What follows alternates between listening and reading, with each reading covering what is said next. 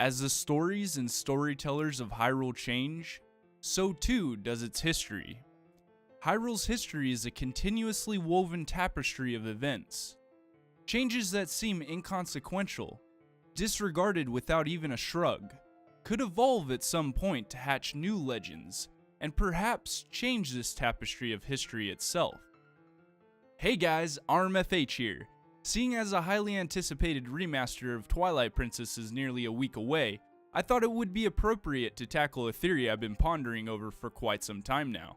For years we were teased with the origins of the Hylians. We finally got a piece to the puzzle given to us back in 2006 with the appearance of the Oocca in Twilight Princess. Unfortunately, it was later revealed that due to a mistranslation between the North American version of Twilight Princess and the Japanese version, the Oocca didn't actually create the Hylians, they only created Hyrule.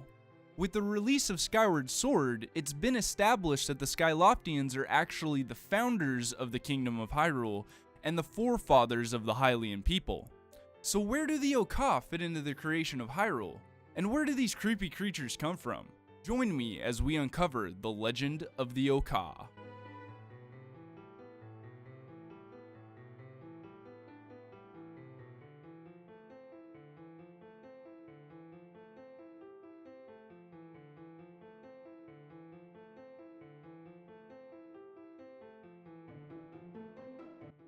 To figure this one out, we're gonna have to go all the way back to the ending of Skyward Sword.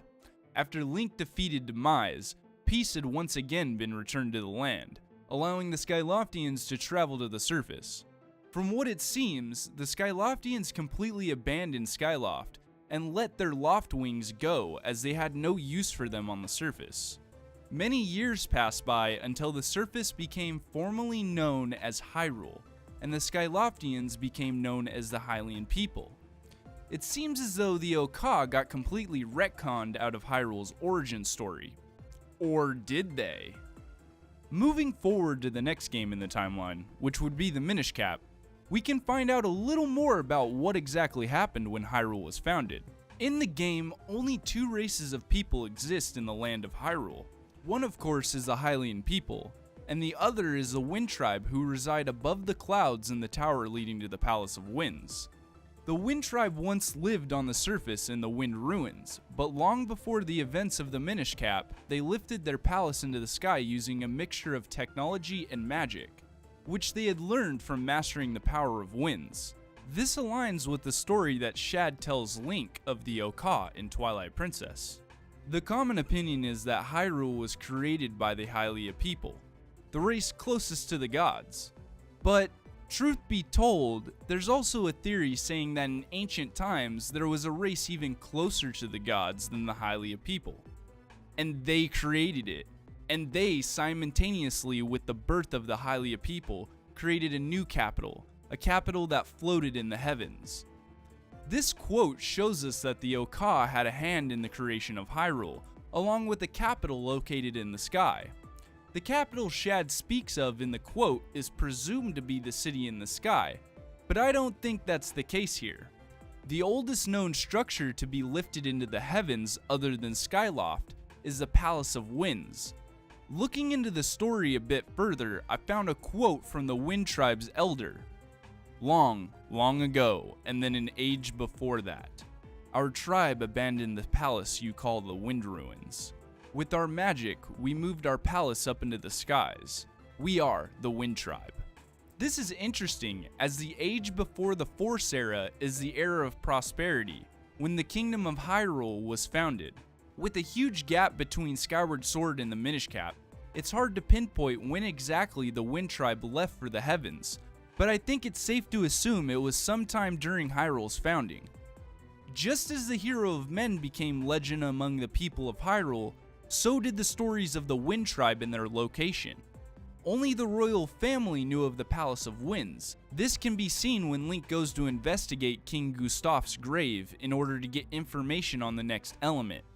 He gives Link a kinstone which is used to get to the Palace of Winds.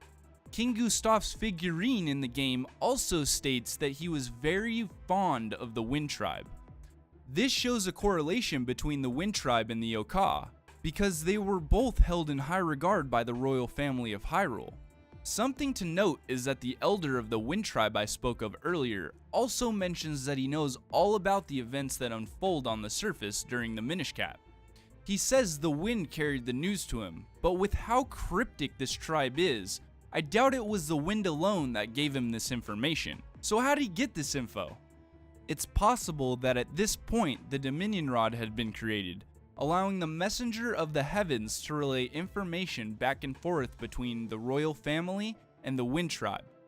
Looking at the Dominion Rod itself, we can see what looks to be a wind symbol commonly associated with the Wind Tribe. The Wind Tribe didn't allow any other outsiders to enter their palace or remain in the sky, hence the royal family only knowing of the location of the palace, and the cannons used to reach it. The Dominion Rod was likely used as a means of proving to the Wind Tribe that the Messenger of the Heavens was affiliated with the royal family, allowing the two to pass information between one person. Let's head on back to the timeline and see how the Wind Tribe ended up making it to the city in the sky, and later became the Oocca we see in Twilight Princess. The next game in the timeline is Four Swords. This game shows us that the Wind Tribe had all but vanished from the Palace of Winds, as that's the location Vati takes over during the game. So where did they go? Why did they leave? I believe they left the Palace of Winds and moved to a more suitable site for a civilization to thrive.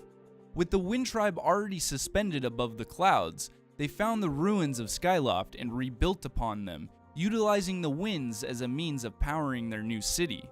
Contrary to popular belief, the city in the sky doesn't actually use its propellers on the outside to keep it in the air. If you look closely, when Link first drops into the city, the propellers aren't actually moving. It's not until a gust of wind comes that they all start spinning. Traps and switches can also be found all around the city, utilizing the wind's power, once again connecting this city to the Wind Tribe and Skyloft from Skyward Sword. Along with the city floating by itself, the second claw shot can be found in the city in the sky, also supporting that this city may in fact be what remains of Skyloft. Now for the more pressing question, how did the Wind Tribe transform into the Oocca? As shown in the Minish Cap, the Wind Tribe had already started to go through some physical changes, as they were able to walk on the clouds in the game. Prolonged isolation in the sky, along with the Wind Tribe using magic to control the wind, likely led to them changing into the Oocca. This isn't the first time we've seen evolution forced upon a race through the means of magic before either. Take for instance the Koroks and the Rito. Both of these races were created through the means of forced evolution using magic. This would explain why the Oocca are highly intelligent and have human-like heads. It would also explain the human-sized structures all throughout the city in the sky, and even the technology found throughout the city, as the Wind Tribe was rather advanced as well. The Wind Tribe created the Ocarina of Winds, the Palace of Winds, and helped create Mazal. In the end, we may never know where the Oocca come from, but I am thankful for Nintendo for leaving giant plot holes for me to fill. So what do you guys think? Where did the Oocca come from? Let me know down in the comments section below. You guys all remember to like, comment, and subscribe. I hope you all enjoyed the video, and make sure to tune in Friday, March 4th for my Twilight Princess launch stream. I'll see you guys all then. Peace out.